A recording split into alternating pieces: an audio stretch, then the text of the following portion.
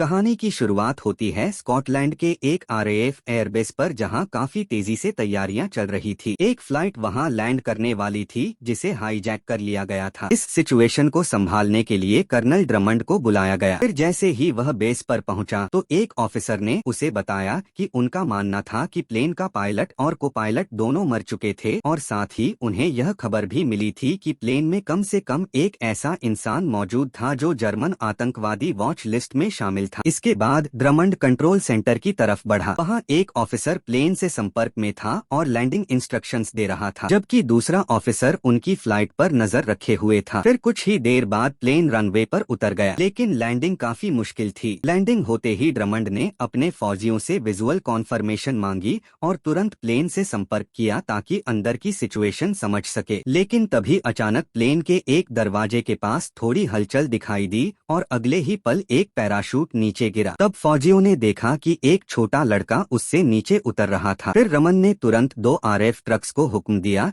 कि वह लड़के को वहां से सुरक्षित ले आए। इसी बीच उन्हें कॉकपिट के अंदर एक और इंसान नजर आया। रमन ने तुरंत रेडियो पर चेतावनी दी कि अगर उसने कोई गलत कदम उठाया तो फौजी तुरंत फायरिंग शुरू कर देंगे। फिर उसने उस आदमी को पायलट सीट पर बैठने और धीरे धीरे अपने हाथ ऊपर करने को कहा, लेकिन उस आदमी ने बस इतना कहा कि उसे प्लेन से बाहर आने दिया जाए ताकि वह सब कुछ समझा सके। वह बार बार। कुछ देर बाद रमन ने अपनी ट्रांसलेटर को उस लड़के से बात करने भेजा। उस लड़के का नाम टॉम था और उस वक्त डॉक्टर्स उसका चेकअप कर रहे थे, लेकिन ट्रांसलेटर को उससे कुछ खास पता नहीं चला क्योंकि टॉम पूरी तरह शॉक में था। फिर हम एक दिन पहले की कहानी देखते हैं। एक होटल कमरे में टॉम की माँ सोफी बाथरूम में फ्लाइट के लिए तैयार हो रही थी। थोड़ी देर बाद उसने न्यूयॉर्क में मौजूद अपने डॉक्टर से फोन पर बात की, जहां वह टॉम के साथ अपनी खुफिया बीमारी का इलाज करवाने जाने वाली थी। फिर रात के वक्त दोनों एयरपोर्ट पहुंचे। सोफी अपने बेटे से मिली और उसके बाद दोनों सिक्योरिटी चेक पार करके वेटिंग एरिया की तरफ बढ़ गए। लेकिन फ्लाइट से पहले सोफी वॉशरूम चली गई। वहां सोफी ने अपना दवाई का बैग खोला और एक सिरिंज में दवा भरने लगी। उसके बाद उसने बोतल से कुछ पिया और तुरंत ड्रिंक का असर उसके शरीर पर दिखने लगा। फिर उसने वह सिरिंज अपने अंदर इंजेक्ट कर ली। उधर वेटिंग रूम में फरीद फोन पर बात कर रहा था। तभी टॉम उससे बात करने लगा। दोनों के बीच काफी अच्छी बातचीत हुई और फिर फरीद ने उससे पूछा कि उसकी माँ कहाँ थी। खैर कुछ देर बाद सोफी भी वहाँ आ गई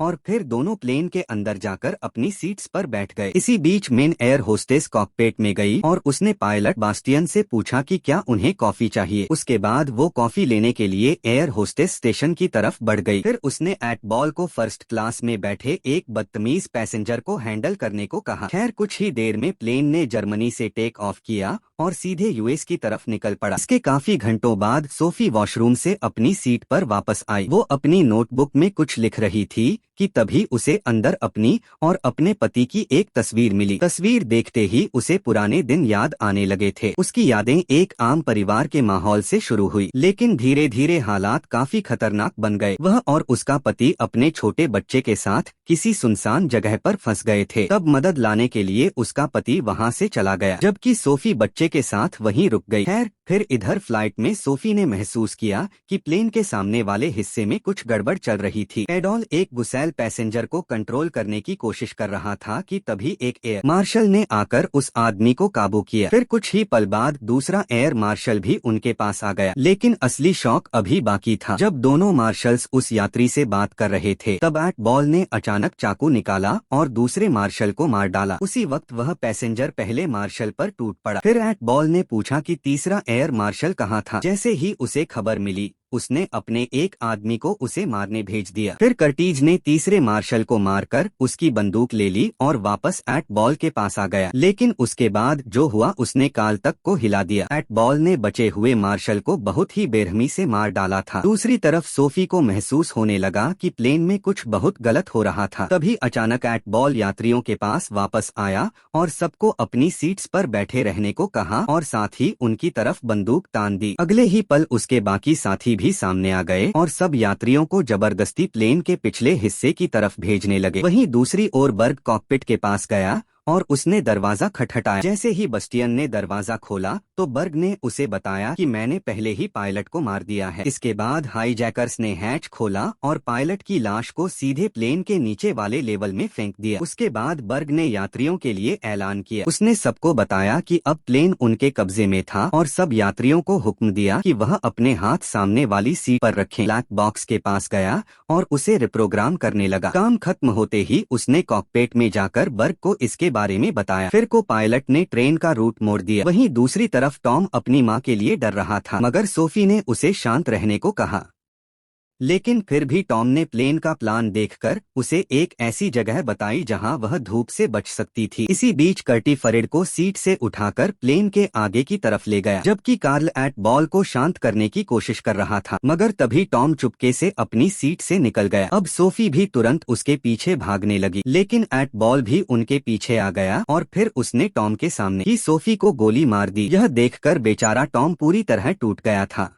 फिर एट बॉल ने उस लड़के को पकड़ लिया, लेकिन कार्ल ने बीच में आकर टॉम को वापस उसकी सीट पर बिठा दिया और उसे वहीं चुपचाप बैठे रहने को कहा। फिर थोड़ी देर बाद बर्ग और कर्टीज कॉरिडोर में मिले और कर्टीज ने उसे बताया कि अभी क्या हुआ था। यह सुनते ही बर्ग सीधे एट बॉल के पास पहुंचा और उसे चेतावनी दी कि अगर उसने दोबारा ऐसा कुछ किया तो वह उसे खुद मार डालेगा। लेकिन फिर भी उसने सोफी की मौत को बाकी यात्रियों के लिए एक धमकी की तरह इस्तेमाल किया। के बाद कहानी फ्लैशबैक में चली गई। हम देखते हैं कि सोफी अपने बच्चे के साथ गाड़ी में बैठी थी और अपने पति का इंतजार कर रही थी जो मदद लाने गया था। काफी देर तक इंतजार करने के बाद खुद गाड़ी से बाहर निकली और जंगल के अंदर अपने पति के पैरों के निशान के पीछे चलने लगी। फिर कुछ देर बाद उसे एक सुनसान घर दिखाई दिया। उसे लगा शायद उसका पति अंदर हो, मगर जैसे ही वह घर के अंदर गई उसने जमीन पर खून देखा। वो उस खून का पीछा करते हुए बेसमेंट की तरफ बढ़ने लगी कि तभी अचानक एक वैम्पायर अंधेरे से बाहर निकला और उसके पीछे भागने लगा। बेचारी सोफी ने किसी तरह बेसमेंट में खुद को बंद कर लिया, लेकिन अंदर जाकर उसके होश उड़ गए क्योंकि वहाँ उसका पति मरे हुआ पड़ा था। उसी वक्त वह वैम्पायर बेसमेंट की खिड़की तोड़कर अंदर घुसने की कोशिश करने लगा। सोफी ने उसे रोकने की कोशिश की, लेकिन फाइट के दौरान वैम्पायर ने उसे काट लिया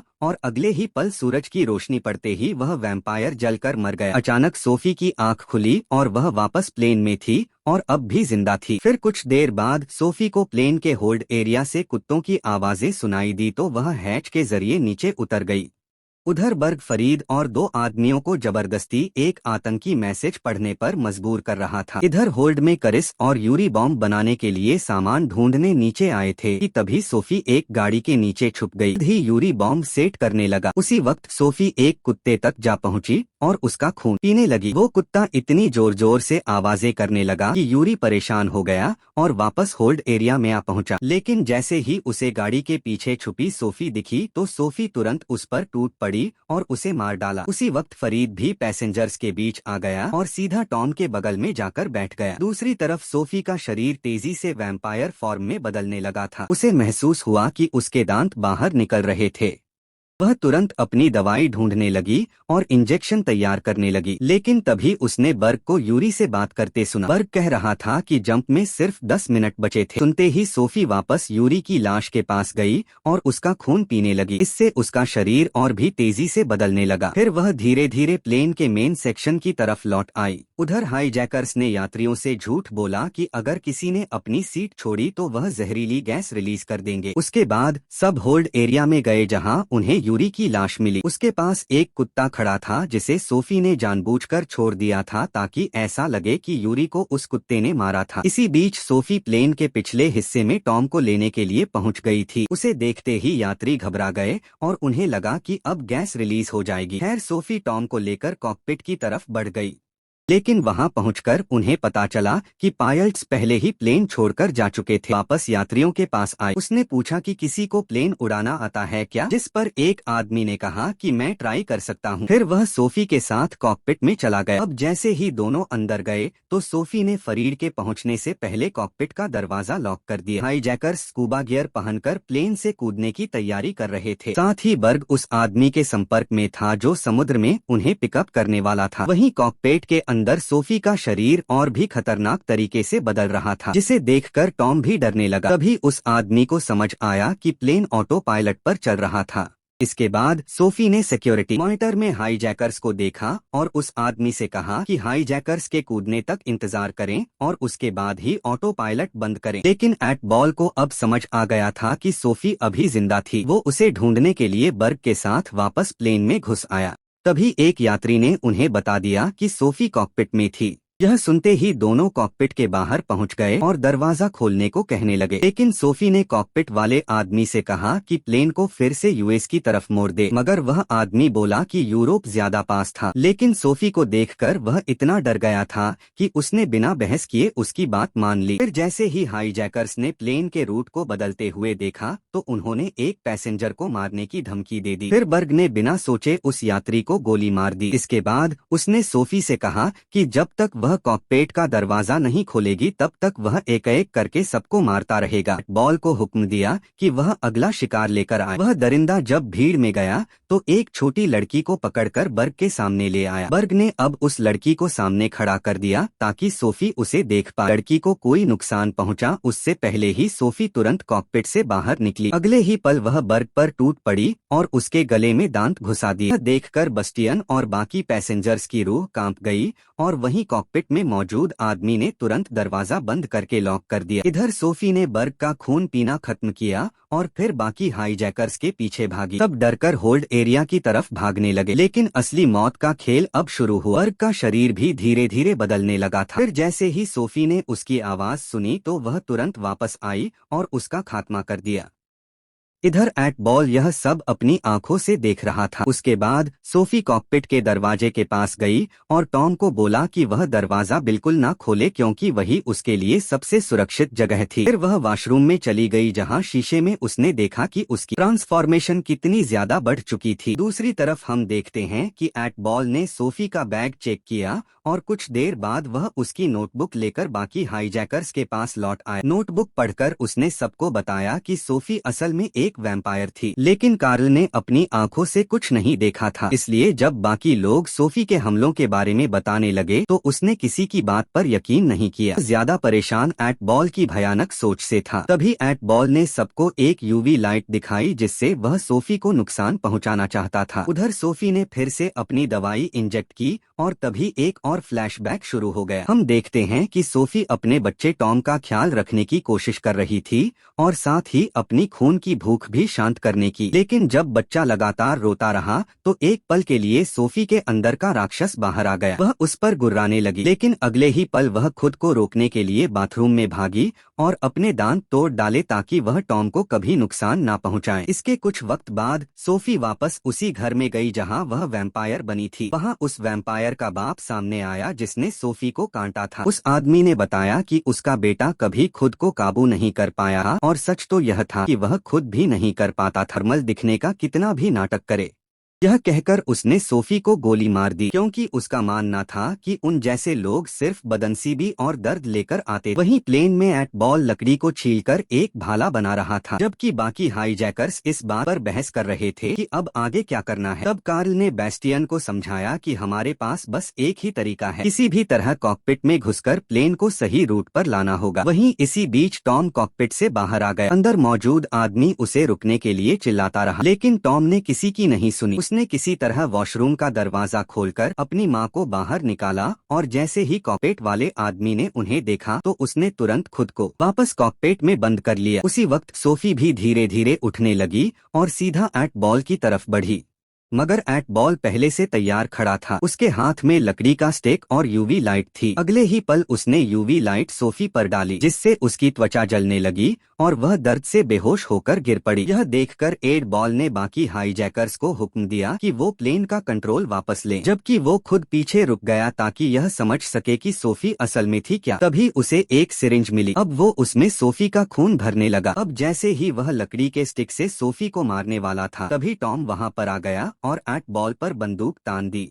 लेकिन वह दरिंदा बिल्कुल नहीं डरा। वो धीरे धीरे टॉम की तरफ बढ़ने लगा और जैसे ही उसने बंदूक पकड़ने की कोशिश की अचानक से ट्रिगर दब गया और अगले ही पल प्लेन की खिड़की टूट गई। इस वजह से कैबिन का प्रेशर अचानक गिर गया और पूरा प्लेन जोर जोर से हिलने लगा। उधर कॉकपिट में बेस्टियन ने सबको सावधान किया कि ऑक्सीजन सिर्फ 10 मिनट के लिए बची थी और अगर प्लेन को जल्दी नीचे नहीं लाया गया तो सब मारे जाएंगे।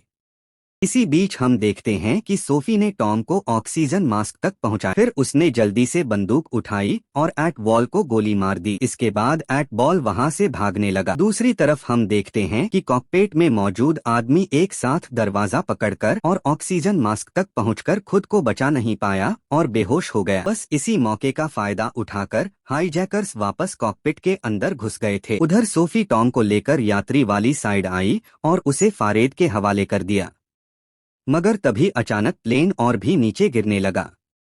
लेकिन सोफी सीधे एट बॉल के पीछे निकल पड़ी। फिर कुछ देर बाद उसने उसे एक बुलेट प्रूफ कार के अंदर छुपा हुआ पाया।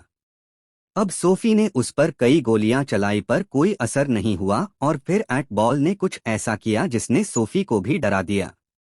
उसने सिरिंज उठाई और अचानक सोफी का खून खुद के अंदर इंजेक्ट कर लिया। सोफी उसे रुकने की भीख मांगती रही, लेकिन अब बहुत देर हो चुकी थी।